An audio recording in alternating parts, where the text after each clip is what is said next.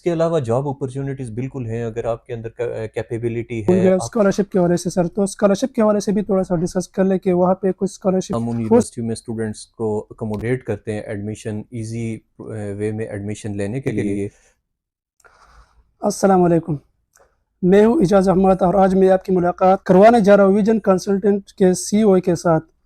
मैं आपको बताता चलूँ कि इन्होंने यूके में पाकिस्तान से हज़ारों तलबा तालीम की गरज से भेजे हैं। तो आइए जानते हैं मज़ीद इनके बारे में। सबसे पहले सर आपका शुक्रिया अदा करते हैं, आप अपने कंपनी का थोड़ा सा तारुफ हमारे साथ करवाएं। बिस्मिल्लाहिर्रहमानिर्रहीम। मिस्टर एजाज़, बहुत शुक्रिया आपका कि आपने अपने चैनल पे हमें दावत दी और हमारी कंसल्टेंसी के बारे में जानने की कोशिश की। तो वीएन कंसल्टेंट हमारा अदारा जो कि यूके में जिसकी रजिस्ट्रेशन हो चुकी है 2020 से, वीएन कंसल्टेंट पूरे पाकिस्तान और आज़ाद कश्मीर में इसकी मुख्तलिफ ब्रांचें काम कर रहा है और जिसका मकसद सिर्फ स्टूडेंट्स को सहूलत फ़राहम करना है कि पाकिस्तान से बरतानिया वो किस तरह मूव कर सकते हैं और एडमिशन प्रोसेस में उनकी हेल्प करता है। हम मुख्तलिफ यूनिवर्सिटियाँ हमारे पैनल पे मौजूद हैं जिनके साथ हमारी स्ट्रेटेजिक पार्टनरशिप चल रही है और हम उन यूनिवर्सिटियों में स्टूडेंट्स को अकोमोडेट करते हैं एडमिशन ईजी वे में एडमिशन लेने के लिए। तो आज़ाद कश्मीर और पाकिस्तान में हम इस तरह स्टूडेंट्स की इस एडमिशन प्रोसेस को ईजी करने के लिए हेल्प करते हैं। ठीक है, ठीक, सही सही। तो सर आप हमें ये बताएं कि आपकी जो कंपनी है ये यूके में कितनी यूनिवर्सिटियों के साथ इसकी एफिलिएशन है? एक्चुअली हमारी एफिलिएशन इस वक्त यूके की मोर देन 100 यूनिवर्सिटीज़ के साथ है। हम उनके स्ट्रेटेजिक पार्टनर्स हैं और इस तरह डायरेक्टली 100 यूनिवर्सिटियों के साथ और इनडायरेक्टली 120 यूनिवर्सिटियों के साथ इस वक्त हम काम कर रहे हैं। सही सही सही। सर फीस स्ट्रक्चर के बारे में हमें थोड़ा सा बताएं सर। यूके में स्टूडेंट्स पाकिस्तान से जो स्टूडेंट जा रहे हैं उनकी फ़ीस 10,000 पाउंड से लेके 15,000 पाउंड तक वेरी करती है। अब ये डिपेंड करता है कि स्टूडेंट के अंडर ग्रेड मास्टर स्कोर्स कितने हैं और जितने अच्छे मास्टर्स में या अंडर ग्रेजुएशन में उनके स्कोर्स होंगे उसके मुताबिक फिर उनको आगे स्कॉलरशिप्स मिलते हैं, उसके मुताबिक उनको आगे फ़ीस स्ट्रक्चर होता है। लेकिन जो आपका क्वेश्चन है कि वेरी करती है उनकी फ़ीस 10,000 पाउंड से लेके 15,000 16,000 पाउंड तक वेरी करती है। हर यूनिवर्सिटी की फ़ीस मुख्तलिफ है। सर इसमें कुछ एरियाज के बारे में आप बता सकते हो सर? एरियाज़ लंदन में हमारे पास यूनिवर्सिटीज़ मौजूद हैं, बर्मिंघम में हैं, शेफ़ील्ड में हैं, मैनचेस्टर में हैं, वेल्स में हैं।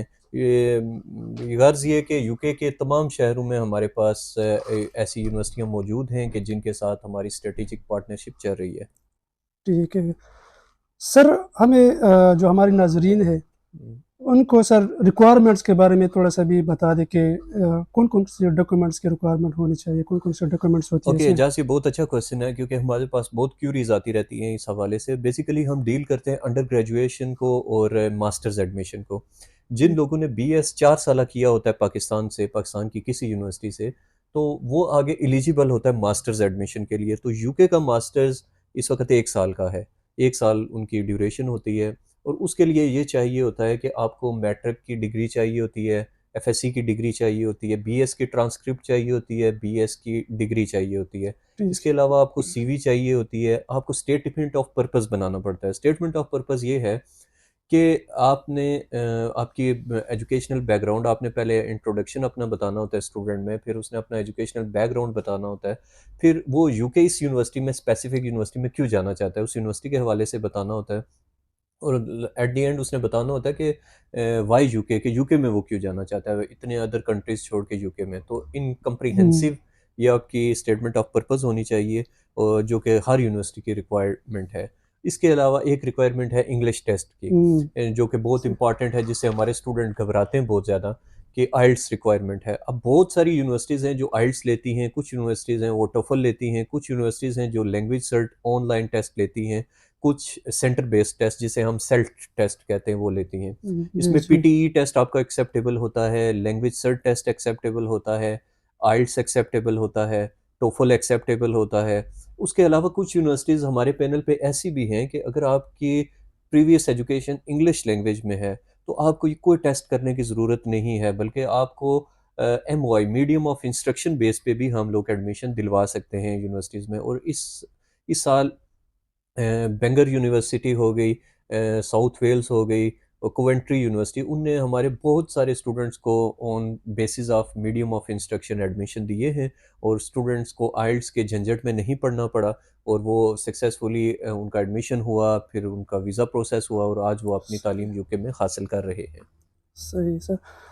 सर इसके अलावा अगर फॉर एग्ज़ाम्पल एडमिशन हो गई एक स्टूडेंट हम्म, की, तो आपको पता है नेक्स्ट स्टेप जो नेक्स्ट प्रोसेस है वो वीज़े का ही होता है। जी तो बिल्कुल। वीज़े की कोई रिक्वायरमेंट्स होती है? वीज़े की रिक्वायरमेंट्स बिल्कुल होती है एजाज। आप ये है कि एडमिशन सिर्फ करवा लेना ये बात नहीं है, बल्कि यूके की रिक्वायरमेंट्स ये हैं कि आपको कंफर्मेशन ऑफ एक्सेप्टेंस, जिसे हम कैज़ लेटर कहते हैं, ये आपको हाँ, यूनिवर्सिटी आपकी असेसमेंट के बाद जारी करती है। जी, इसके बाद आपको बैंक स्टेटमेंट चाहिए होगी कि आपके फंड्स कितने आपको रिक्वायर्ड हैं। लाइक अगर आप लंदन में एडमिशन लेते हैं तो आपको 12,006 pound accommodation cost bank statement में शो करनी पड़ेगी। अगर आप आउटसाइड लंदन एडमिशन लेते हैं तो आपको 9,500 9,600 इतनी अकोमोडेशन कास्ट शो करनी पड़ेगी। ठीक। फिर उसके अलावा आपका इनिशियल डिपॉजिट आता है कि अगर बिलफर्ज मैं एक मिसाल देता हूँ कि आपकी फ़ीस 10,000 पाउंड है और आप 5,000 पाउंड पे करते हैं, जो बकाया 5,000 पाउंड आपकी फ़ीस होगी वो भी आपने फंड्स शो करने हैं बैंक स्टेटमेंट में। और आपकी बैंक स्टेटमेंट जो आपने एम्बेसी में सबमिट करवानी है वो कम से कम 28 डेज़ पुरानी होनी चाहिए। 28 दिन पुरानी बैंक स्टेटमेंट होनी चाहिए। आप हुँ, फंड्स रखवाते हैं और 28 दिन तक आप उन फंड्स को निकलवा नहीं सकते। Then you will be eligible to submit the application in the embassy. और ठीक। दूसरी रिक्वायरमेंट आपकी ये आ गई बैंक स्टेटमेंट की, यस, कैश लेटर की आ गई। फिर आपने टीबी टेस्ट करवाना है, और फिर आपने एप्लीकेशन अपॉइंटमेंट लेके सबमिट कर देनी है। अपॉइंटमेंट जब आप लेते हैं आपके पास दो ऑप्शन होते हैं, आप एक स्टैंडर्ड अपॉइंटमेंट ले सकते हैं, एक आप प्रायोरिटी बेस अपॉइंटमेंट ले सकते हैं। प्रायोरिटी बेस का जवाब एक हफ्ते के अंदर आता है, और हुँ, जो नॉर्मल सर्विस है वो मिनिमम 15 से 20 दिन वो लगाते हैं। ये होनी पुलिस चाहिए। क्लियरेंस यूके के लिए रिक्वायर्ड नहीं है, ना ठीक आपको है। डिग्री अटेस्टेशन करवाने की ज़रूरत भी हुँ, यूके के लिए नहीं है। चूँकि हम जो यूके की यूनिवर्सिटीज़ के ऑथराइज़्ड कंसल्टेंट हैं, हुँ, वो हमें ये चीज़ कहते हैं कि आप इन चीज़ों को वेरीफ़ाई करके ठीक, भेजें, तो हम उनको वेरीफ़ाई करके जब भेजते हैं तो उसके लिए ज़रूरत नहीं होती है फिर आपको लंबे झंझट में पड़ने की। सही। सर इसके अलावा जो मेन क्वेश्चन है, जी सर। तो जैसे आपको पता है कि जो हमारे मुल्क की जो हालात चल रही है, जी सर। तो लाज़मी बात है हम बाहर जाते हैं तो जॉब्स के हवाले से हम काफ़ी पूछते हैं कि जॉब्स की अपॉर्चुनिटी होती है या नहीं होती है। बिल्कुल। तो इस हवाले से भी अगर आप कुछ डिस्कस कर लें तो बहुत ज़्यादा अच्छा देखिए होगा। जॉब्स के हवाले से स्टूडेंट को, जो मास्टर स्टूडेंट है उसको 20 घंटे वर्क अलाउ है यूके में पर वीक। पर वीक। हाँ। तो जो स्टूडेंट जेन्युइन स्टूडेंट्स हैं, हम बेसिकली जेन्युइन स्टूडेंट पे फोकस करते हैं कि जो स्टूडेंट जाए अपनी स्टडीज़ कंप्लीट करे, तो हुँ, उसको 20 घंटे वर्क अलाउ है एक हफ्ते में, और वो उसकी अकोमोडेशन कास्ट निकालने के लिए quite enough, that is quite enough. Okay. तो इसके अलावा जॉब अपॉर्चुनिटीज़ बिल्कुल हैं, अगर आपके अंदर कैपेबिलिटी है, आप कोई हुनर जानते हैं, तो फिर तो आपके लिए बहुत जॉब अपॉर्चुनिटीज़ हैं यूके में। लेकिन अगर आपको कोई हुनर नहीं आता, आपको कोई एक्सपर्ट नहीं है आप किसी काम में, आप लाइक एक्सपर्ट इन, आप कोई मैकेनिक का काम कर सकते हो, आप इलेक्ट्रीशियन का काम कर सकते हो, आप प्लम्बर का काम कर सकते हो, आपकी कम्युनिकेशन स्किल्स अच्छी हों, तो फिर आपके लिए यूके के अंदर जॉब फाइंड करना मुश्किल काम नहीं है। हाँ, लेकिन अगर आपके अंदर इस तरह की डेफिशिएंसीज़ हैं, तो फिर तो आप पाकिस्तान में भी जॉब नहीं तलाश कर सकते, तो यूके तो बहुत मुश्किल की बात है। तो आपके कहने का मतलब है कि अपॉर्चुनिटीज़ है। बिल्कुल अपॉर्च्युनिटीज़ मौजूद हैं, और यूके में दरअसल लोग इसलिए भी जा रहे हैं कि यूके बहुत ईज़ी आपको अब नेशनैलिटी भी दे रहा है, इंडेफिनाइट स्टे 5 साल के बाद दे रहा है कि आप 1 साल अपनी डिग्री कंप्लीट करते हैं, उसके बाद आप शिफ्ट हो हुँ, जाते हैं पोस्ट स्टडी वर्क, 2 साल का पीएसडब्ल्यू हुँ, मिलता है आपको। उसके बाद आप एक 2 साल का वर्क परमिट वहाँ से ले लेते हैं, तो 5 साल अब अगर आप लीगली यूके में मुकम्मल करते हैं, तो यूके आपको वहाँ की इंडेफिनाइट स्टे भी दे देता है, हुँ, लेकिन उसके ज़बरदस्त लिए हाँ, लीगल रहना आपका ज़रूरी लीगल है। रहना ज़रूरी है। जी, बिल्कुल। सर इसके अलावा एक मेन जो चीज़ मैं भूल गया स्कॉलरशिप के हवाले से सर, तो स्कॉलरशिप के हवाले से भी थोड़ा-सा डिस्कस कर लें कि वहाँ पे कुछ स्कॉलरशिप हो सकती है या होती है या बिल्कुल नहीं होती? होती हैं, स्कॉलरशिप यूके की as compare to other countries थोड़ा-सा डिफ़िकल्ट इसलिए है कि यूके की कॉमनवेल्थ स्कॉलरशिप आती है हर साल हुँ, पाकिस्तानियों के लिए, लेकिन वो टॉपर्स जो होते हैं उनके लिए आती है, थ्रू एचईसी वो कम्पीट करना पड़ता है। अब जो प्राइवेट यूनिवर्सिटीज़ हैं या नेशनल लेवल पे कुछ यूनिवर्सिटीज़ हैं, वो आपको स्कॉलरशिप ऑफ़र करती हैं, लेकिन वो 3,000 से 5,000 पाउंड तक की स्कॉलरशिप ऑफ़र करती हैं। If you have more than 80% marks, तो हुँ, आपको 5 बेंगर यूनिवर्सिटी की मिसाल आप ले लें, वो आपको 5,000 से ज़्यादा की स्कॉलरशिप ऑफ़र करती है, टोटल फ़ीस में से। अगर उसकी 17,000 फ़ीस है, तो 5,000 स्कॉलरशिप मिलेगी आपको, तो आपकी फ़ीस ठीक, 12,000 पाउंड रह जाएगी। ठीक, तो इनिशियल डिपॉज़िट देने के बाद बाकी फ़ीस आपने वहाँ जाके 2 से 3 किस्तों में पे करनी होती है। तो ये बहुत अच्छा ऑप्शन है आपके लिए कि अगर आप स्कॉलरशिप इस सेंस में देखें कि अगर आपके बहुत अच्छे मार्क्स नहीं भी हैं, फिर भी एज ए इंटरनेशनल स्टूडेंट आपको 3,000 पाउंड तक की स्कॉलरशिप मिल जाती है। सही सही सही। सर इसके अलावा अगर फॉर एग्जांपल एक स्टूडेंट है वो अपनी डिग्री वहाँ पर कंप्लीट कर दे हम्म। तो इसके बाद क्या प्रोसेस हो सकती है? इसके बाद जैसा मैंने आपको बताया, डिग्री कंप्लीट करने के बाद आप पोस्ट स्टडी वर्क कर सकते हैं, आप वर्क परमिट ले सकते हैं। यानी हाँ, मुख्तलिफ ज़राए हैं स्टूडेंट्स के पास। आप ये नहीं ठीक। सुनेंगे कि किसी स्टूडेंट को उनने इस वजह से निकाल दिया मतलब कि। मैं जानना चाहता हूँ अगर एक स्टूडेंट वहाँ पे रहना चाहे कि मैं यहाँ पे रहना जी चाहता हूँ बिल्कुल, या इस पोस्ट तरह स्टडी हाँ। वर्क वो अप्लाई 2 साल का अभी वो डिग्री कंप्लीट करने के फ़ौरन बाद ले सकते ठीक हैं। है ठीक है ठीक। इसके अलावा सर इसका जो खास जो इंटेक्स होते हैं खास टाइम होते हैं मतलब पूरे साल में हम्म। कितने इंटेक होते हैं जी तो बिल्कुल। जो मोस्टली यूके यूनिवर्सिटीज़ की दो बड़ी इंटेक्स होती हैं। एक सितंबर इंटेक होती है, जैसे मोस्टली आपकी पाकिस्तान यूनिवर्सिटीज़ में भी होता है कि बिल्कुल हाँ। सितंबर के में दाखिले बहुत ज़्यादा होते हैं। इसी तरह यूके में सितंबर बहुत बड़ी इंटेक होती है। उसके बाद फिर जनवरी इंटेक बड़ी इंटेक होती है। हाँ लेकिन आपको टारगेट कम अज़ कम 4 से 5 महीने पहले करना पड़ता है इन यूनिवर्सिटीज़ को, क्योंकि बहुत ज़्यादा रश है। इंडिया, पाकिस्तान, बांग्लादेश, श्रीलंका, इन मुल्कों से बहुत सही ज़्यादा स्टूडेंट आ रहे हैं। सो आपको अगर आपने यूके जाना है तो you have to be well planned. ठीक है, आपको एक तकरीबन 5 महीने पहले आपको अपने डॉक्यूमेंट्स रेडी करने होंगे। यूके अप्लाई करना पड़ेगा यूनिवर्सिटीज़ में। उसके बाद फिर वो आपको इंटरव्यू कॉल करेंगे। बाज़ यूनिवर्सिटी इंटरव्यू नहीं भी लेती हैं, बाज़ लेती हैं। सो सही मई इनटेक भी कुछ यूनिवर्सिटियाँ ऑफ़र करती हैं, लेकिन वो इतनी बड़ी इनटेक नहीं होती। जी। ठीक हो गया सही सही सही। सर इसके अलावा जो मेरा क्वेश्चन है कि फॉर एग्जांपल वहाँ पे स्टूडेंट गया तो इसका जो अकोमोडेशन है हुँ। अकोमोडेशन का क्या सीन होता है फिर? अच्छा, अकोमोडेशन 2 तरीके की होती है। एक तो इन कैंपस अकोमोडेशन होती है और एक आउटसाइड अकोमोडेशन होती है। इनसाइड अकोमोडेशन यूनिवर्सिटीज़ की अपनी अकोमोडेशन होती है, उसमें यूनिवर्सिटी के हॉल्स होते हैं, उनकी डॉर्मेटरीज़ होती हैं, आप हम्म, वहाँ पे भी रह सकते हैं और आप अपनी अलग से बाहर भी अकोमोडेशन ले सकते हैं। कुछ लोग अपने रिलेटिव्स के पास रहते हैं, उनको इतना हाँ फाइनेंशियल इश्यू नहीं होता। लेकिन अगर आप यूके में बाहर अकोमोडेशन हाँ लेते हैं, तो वहाँ पे आपको यूनिवर्सिटीज़ भी हेल्प करती हैं, लेकिन सही, ज़्यादातर स्टूडेंट्स वो अपने तौर पे कोई 2, 3, 4 दोस्त मिल के एक घर ले लेते हैं, हाँ तो वो उनके लिए ईज़ी होता है। हाँ इस तरह फिर आसान हो गया। जी।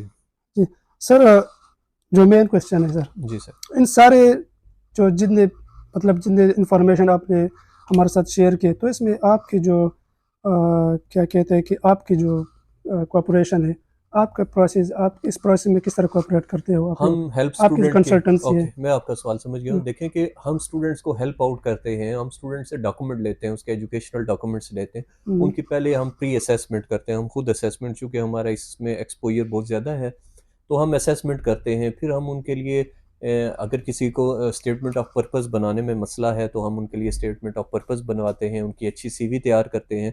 फिर हम पूरी फ़ाइल का एक बंडल बना के फिर एप्लीकेशन फ़ॉर्म स्टूडेंट के लिए फ़िल करते हैं। तो फिर ये हम यूनिवर्सिटी में सेंड करते हैं। फिर उस यूनिवर्सिटी हमें इसका ऑफ़र लेटर सेंड करती है, अगर वो रिक्वायरमेंट्स फुलफ़िल हो रही हों। वो कंडीशनल ऑफ़र होता है, उसमें कंडीशंस होती हैं कि आपकी ये चीज़ कम है या ये ज़्यादा है। वो फिर हम कंडीशंस मीट करते हैं, स्टूडेंट को बोलते हैं आप ये डॉक्यूमेंट हमें मज़ीद दें। जब वो उसकी कंडीशंस मीट हो जाती हैं, फिर उसका अनकंडीशनल लेटर इश्यू होता है। ठीक है अनकंडीशनल लेटर इश्यू होने पे स्टूडेंट फ़ीस जमा कर, कंडीशनल लेटर स्टूडेंट का इश्यू हो जाएगा, उसके बाद स्टूडेंट ने इनिशियल डिपॉज़िट करवाना है। जब इनिशियल डिपॉज़िट करवाएगा, फिर यूनिवर्सिटी उसका इंटरव्यू कॉल करेगी या उसको कैश लेटर इश्यू कर देगी। सो ये प्रोसेस होता है शॉर्ट सा। अंडर ग्रेजुएशन के लिए अगर आप बात करें, तो अंडर ग्रेजुएशन की असेसमेंट थोड़ी-सी मुश्किल होती है, क्योंकि वो स्टूडेंट को असेस करते हैं कि जेन्युइन स्टूडेंट ही आना चाहिए। जबकि मास्टर्स के लिए ये है कि चूँकि आपका एक्सपोज़र थोड़ा ज़्यादा हो चुका होता है, बैचलर्स आपने 4 साल की होती है, इसलिए मास्टर्स की assessment as compare to bachelor degree थोड़ी ईज़ी होती है। जी। सही। सर इसके अलावा जो फंड रिक्वायरमेंट होती है यानी सादा अल्फाज में कहेंगे कितने पैसों की ज़रूरत है अगर स्टूडेंट जाना चाहता है यूके में अंडर ग्रेजुएट के लिए या मास्टर के लिए तो कितने पैसे उसको चाहिए कि वो कितने देखिए, पैसे में मास्टर्स डिग्री के लिए अगर आपके पास 25 से 30 लाख रुपए हैं, तो आप यूके एज़ ए स्टूडेंट जा सकते हैं। इसमें आपका इनिशियल डिपॉज़िट भी कवर हो जाएगा हम्म, और आपका जो एम्बेसी की फ़ीस और इंश्योरेंस फ़ीस है, वो भी कवर हो जाएगी। लेकिन बाकी पेमेंट आपने जाके यूके में यूनिवर्सिटीज़ को करनी पड़ेगी आपको। और अगर हम बैचलर्स की बात करें, तो बैचलर्स वालों को 100% पहले 50% फ़ीस पे करनी ही पड़ेगी। अगर उनकी फ़ीस 10,000 पाउंड है, तो आपको कम से कम 5 से 7,000 पाउंड लाजमी पे करना पड़ेगा, देन सही। आपको जाके एडमिशन मिलेगा। लेकिन मास्टर्स में आप 3,000 से 5,000 पाउंड तक फीस पे करने से एडमिशन हासिल कर सकते हैं। ठीक, वैसे सर अगर कोई पाकिस्तानी स्टूडेंट पाकिस्तान में आपसे कांटेक्ट कर सकता है, ऑफिस की जो लोकेशन है या जो जी। एड्रेस है, आप क्लियरली डिटेल जी, हमारे बिल्कुल व्यूवर्स हम के साथ शेयर कर लेते। बिल्कुल मैं एड्रेस आज़ाद कश्मीर में कोटली में हमारा हेड ऑफ़िस मौजूद है। इसके अलावा मीरपुर में भी हमारा ऑफ़िस है और पाकिस्तान में इस्लामाबाद में हमारे ऑफ़िस की ब्रांच मौजूद है। आप किसी भी जगह विज़िट करके अपना मामला डिस्कस कर सकते हैं। और मैं अपनी व्यूवर्स को बताता चलूँ कि मैं स्क्रीन पे जो इसके अलावा जो सक्सेस स्टोरीज़ है, जो जितने स्टूडेंट्स के अभी तक एडमिशन, काफ़ी नंबर के एडमिशन हुए, लेकिन मैं कोशिश करेंगे कुछ ना कुछ स्टूडेंट्स की सक्सेस स्टोरी आपके सामने और आप लोगों के साथ शेयर करेंगे।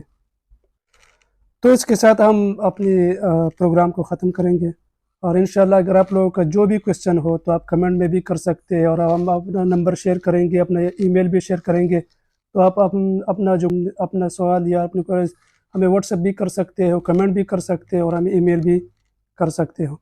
तो सर एक बार फिर आपका बहुत शुक्रिया बहुत कि शुक्रिया आपने आपका अपना एजाज़ कि टाइम आपने दिया। आपने टाइम दिया हमें। और अगर आपको कोई भी इससे यूके के मतलब स्टूडेंट के मतलब कोई भी इशू हो तो थैंक आप मुझसे किसी भी वक्त रब्ता कर सकते हैं। Thank you so much. अल्लाह हाफिज़।